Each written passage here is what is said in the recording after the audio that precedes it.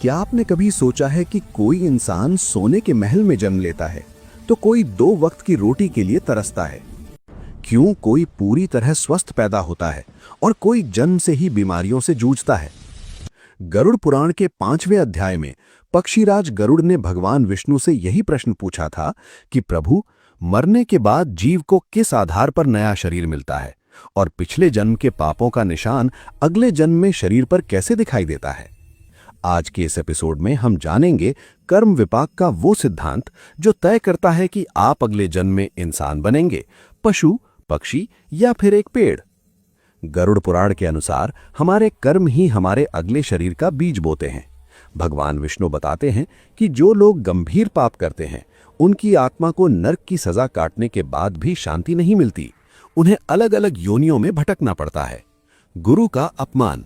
जो शिष्य अपने गुरु का अनादर करता है वह अगले जन्म में जल रहित स्थान में भयानक ब्रह्म राक्षस बनता है।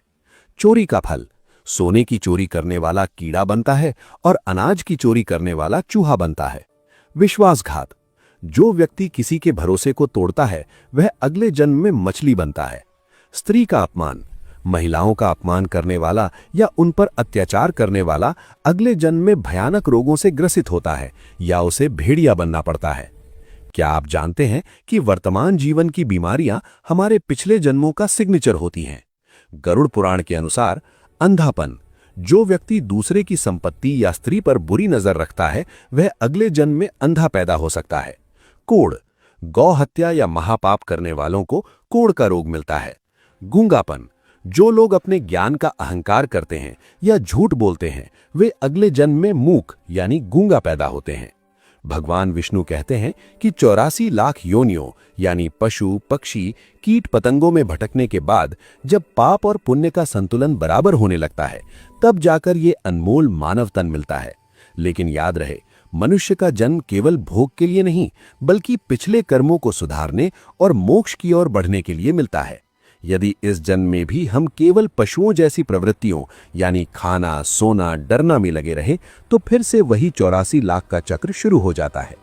तो दोस्तों, आज के इस एपिसोड से हमने सीखा कि हमारा वर्तमान हमारे अतीत के कर्मों का फल है और हमारा भविष्य हमारे आज के कर्मों पर निर्भर है।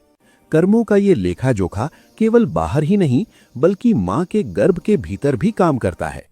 लेकिन क्या आपने कभी सोचा है कि जब एक आत्मा मां के गर्भ में प्रवेश करती है तो उन 9 महीनों में उसे क्या महसूस होता है? क्या उसे अपने पिछले जन्म की याद रहती है और जन्म लेते ही वो भगवान को क्यों भूल जाता है? जानने के लिए देखिए हमारा अगला एपिसोड, गर्भ का रहस्य और पूर्व जन्म की यादें।